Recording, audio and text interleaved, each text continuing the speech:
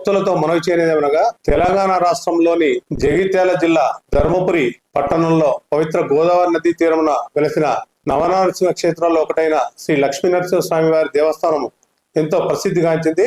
ఇది ఉభయ రాష్ట్రంలోని నవనరసింహ క్షేత్రాలలో ఒకటిగా ఎంతో పేరు ప్రఖ్యాతులుగాంచింది. ఈ దేవస్థానంలో ప్రతి సంవత్సరం పాల్గొన శుద్ధ ఏకాదశి నుండి 13 రోజుల పాటు శ్రీ స్వామివార్ల వార్షిక బ్రహ్మోత్సవాలు అత్యంత వైభవంగా కన్నుల పండుగ అందరి సహాయ సహకారాలతో నిర్వహించబడుతున్నాయి. ఇందులో భాగంగా తేదీ 10/3/2025 రోజు నుండి ఈ బ్రహ్మోత్సవాలు ప్రారంభమవుతున్నాయి.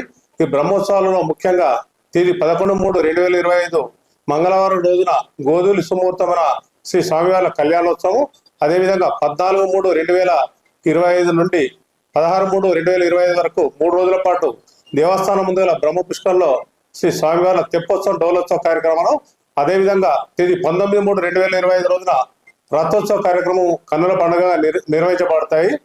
ఈ ఉత్సవానికి నిజామాబాద్ జిల్లా నుండి ఎక్కువ సంఖ్యలో మరియు మహారాష్ట్ర, హైదరాబాద్ చుట్టుపక్కల జిల్లా నుండి పాక్షికంగా వస్తారు.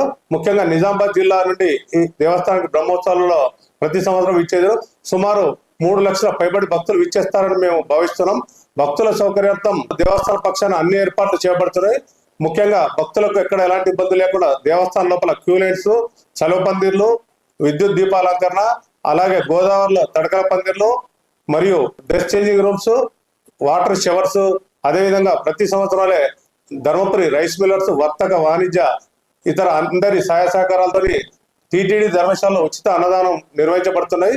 ఇవే కాకుండా భక్తులకు ఎక్కడ ఎలాంటి ఇబ్బందులు లేకుండా మంచినీటి వసతి కొరకు అందరి డిపార్ట్మెంట్, మున్సిపల్, పోలీసు అందరి డిపార్ట్మెంట్ వారి సహకారంతో అన్ని ఏర్పాట్లు చేయబడుతున్నవి.